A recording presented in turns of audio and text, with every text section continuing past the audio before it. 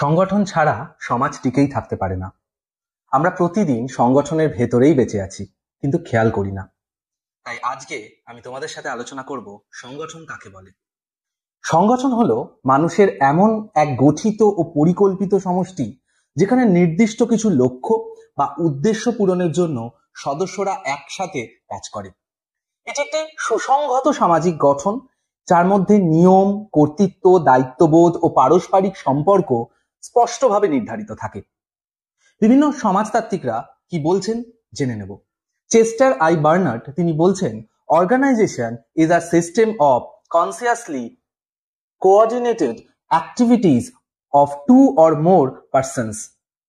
অর্থাৎ দুজন বা ততোধিক ব্যক্তি যখন সচেতনভাবে সমন্বিত কর্মকাণ্ডে যুক্ত থাকে তখনই সংগঠন গঠিত হয়। এছাড়াও ইডব্লিউ বেক এর মতে, an organization is the structure of the relations among individuals in which the activities of individuals are coordinated to achieve given goals. অর্থাৎ সংগঠন হলো ব্যক্তিবর্গের মধ্যে সম্পর্কের এমন একটি কাঠামো যেখানে নির্দিষ্ট লক্ষ্য পূরণের জন্য তাদের কার্যক্রম সমন্বিত করা হয়।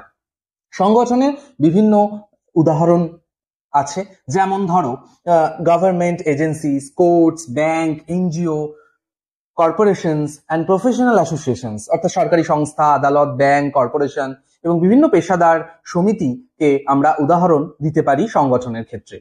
সমাজতাত্ত্বিক দৃষ্টিতে সংগঠনের কিছু বৈশিষ্ট্য আছে, যেমন সংগঠনের কিছু নির্দিষ্ট লক্ষ্য থাকে, যেমন চিকিৎসা বা হাসপাতাল, নার্সিং হোম, বিভিন্ন ব্যবসা, কোম্পানি। সদস্য বা অংশগ্রহণকারী থাকে এখানে, অর্থাৎ সংগঠন একক ব্যক্তির নয় বরং একাধিক ব্যক্তির সমন্বয়ে গঠিত হয়। এছাড়াও এই সংগঠনের নিয়ম বা শৃঙ্খলা থাকে, প্রতিটি সংগঠনের নিজস্ব নিয়ম কানুন এখানে রয়েছে সংগঠনে। এছাড়াও কর্তৃত্ব, দায়িত্ব বন্টন, অর্থাৎ কে নেতৃত্ব দেবে সংগঠনের, কার দায়িত্ব কি, সেগুলোও নির্দিষ্ট থাকে সংগঠনের। এছাড়াও স্থিতিশীলতা, অর্থাৎ সংগঠন ক্ষণস্থায়ী না, দীর্ঘ সময় ধরে তার উদ্দেশ্য পূরণের জন্য এটি টিকে থাকে।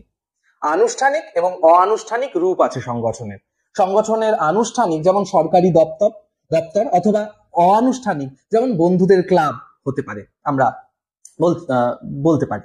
সুতরাং সংগঠন হচ্ছে সমাজের প্রাণ শক্তি। মনে রাখতে হবে, মানুষ একা নয় বরং সংগঠনের ভেতরেই মিলেমিশে সমাজকে এগিয়ে নিয়ে যায়। সংগঠন ছাড়া সমাজ চলতেই পারে না। বর্তমানে আমরা সংগঠনের উপর কিন্তু অনেকাংশেই নির্ভরশীল। আজকের মতো এতটুকুই। পরের ভিডিওতে আমি অবশ্যই সংগঠনের যে দুটো টাইপস, ফর্মাল এন্ড ইনফর্মাল, নিয়ে অবশ্যই আলোচনা করব। তো টাটা, বাই বাই সকলকে।